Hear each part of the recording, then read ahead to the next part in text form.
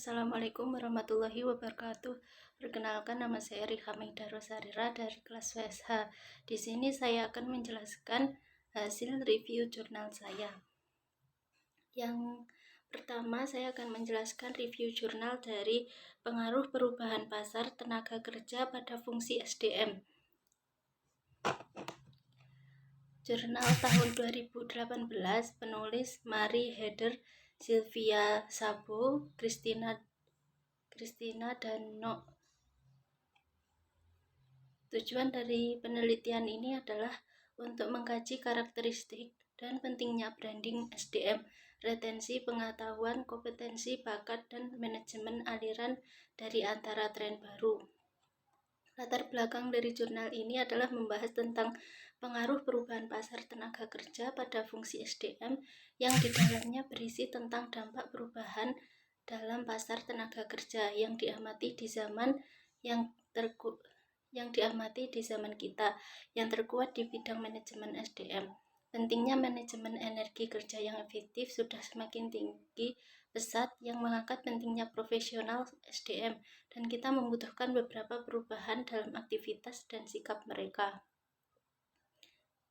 Selain apa yang disebut fungsi tradisional yang ditemukan di semua organisasi, terlepas dari ukuran atau aktivitasnya, area aktivitas baru sedang terus muncul selama beberapa dekade terakhir untuk menanggapi perubahan lingkungan makro dan mikro.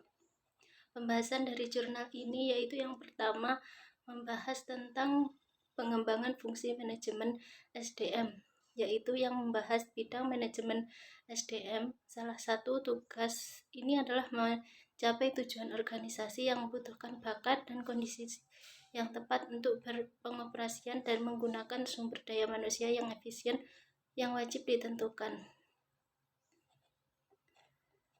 Lalu untuk pembahasan yang selanjutnya itu tentang signifikasi branding SDM dalam organisasi, yaitu membahas salah satu tujuan menciptakan merek pemberi kerja yang menarik untuk menarik pekerja paling berbakat.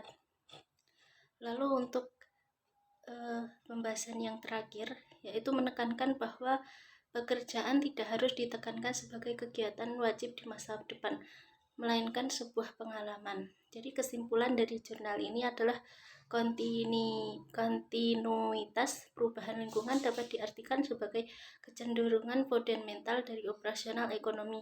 Sebuah seiringnya dengan sifat alami, perubahan adalah yang tepat menanggapinya bidang kehidupan bisnis, tidak terkecuali dalam hal ini sebagai faktor yang paling signifikan dari perubahan lingkungan dari sudut pandang SDM yang dapat diartikan sebagai tantangan juga kurangnya karyawan dan perubahan harapan karyawan dan pengusaha berdampak pada munculnya fungsi-fungsi baru. Pendekatan progresif untuk bekerja yang menuntutnya operasi perusahaan perlu dibentuk dengan fokus pada kompetensi individu daripada menghubungkan dengan pengetahuan formal yang statis. Terkait erat dengan hal di atas, pengetahuan individu yang ada harus diubah melalui manajemen sadar menjadi pengetahuan organisasi, dan kerangka kerja diperlukan untuk penyebaran sambil memberikan dukungan yang memadai untuk pengembangan individu juga. Sesuai dengan operasi terintegrasi, pendekatan manajemen talenta perlu ditetapkan memproyeksi efeknya ke seluruh sistem SDM dan berfokus pada pembangunan seluruh organisasi berdasarkan individu-individu yang unggul. Kelebihan dari jurnal ini adalah didasarkan pada ide-ide penulis dan ide-ide kunci berdasarkan ide-ide pokok dan menggunakan alasan-alasan relevan yang berbeda tergantung pada masalah yang dipelajari dalam penelitian ini. Selain itu, penulis menggunakan banyak sumber dari literatur yang disusun secara sistematis dan bahasa yang digunakan mudah dipahami. Kekurangan dari jurnal ini, penulis tidak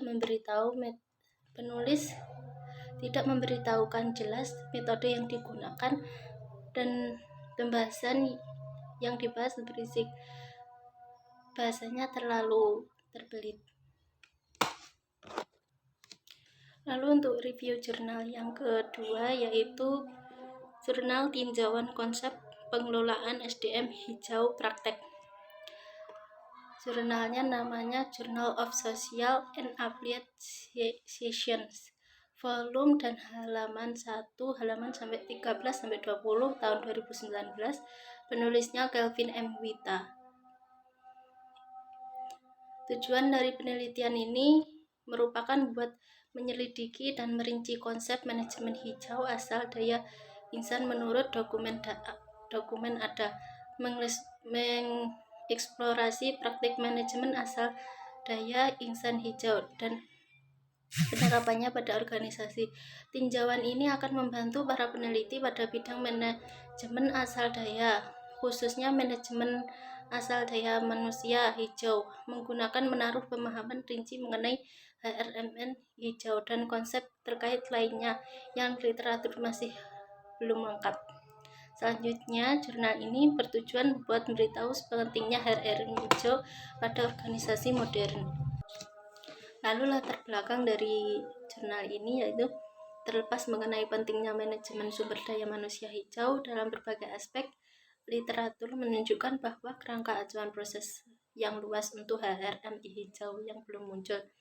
Perlu dicatat bahwa organisasi mulai mempraktikkan praktik HRM hijau bahkan sebelum tahun 1980-an, tetapi sebagian besar karya ilmiah dimulai setelah tahun 1990-an di HRM hijau atau Arul Rajah dan Opata tahun 2016.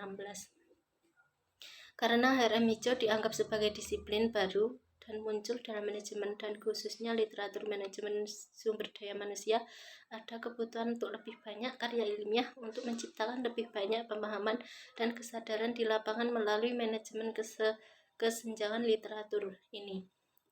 Metode penelitian yaitu studi ini mengadopsi penggunaan metode arsip untuk mencapai tujuan yang disebut di atas.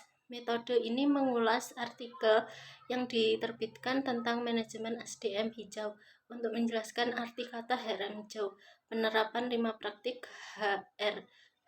GHRM yang dipilih, dan pentingnya GHRM bagi organisasi. Metode ini diadopsi buat memungkinkan pencarian literatur yang terdapat buat pemahaman lebih baik mengenai manajemen asal daya insan hijau dan praktik manajemen SDM hijau. Metode tersebut telah digunakan oleh Dukov, Verdas, Mufti, dan Nazir. Penelitian ini mencangkup karya-karya terbaru yang diterbitkan untuk menangkap pemahaman dan tren terkini di bidang HRM hijau. Pembahasan pada jurnal ini yaitu dijadikan beberapa pembahasan. Pembahasan yang pertama yaitu tentang arti konseptual manajemen SDM hijau yang maksudnya adalah menyatakan bahwa Green HRM menganut kebijakan dan praktik SDM ramah lingkungan yang di satu sisi membantu organisasi mencapai tujuan keuangan mereka melalui eco-branding dan di sisi lain melindungi lingkungan dari kemungkinan dampak buruk.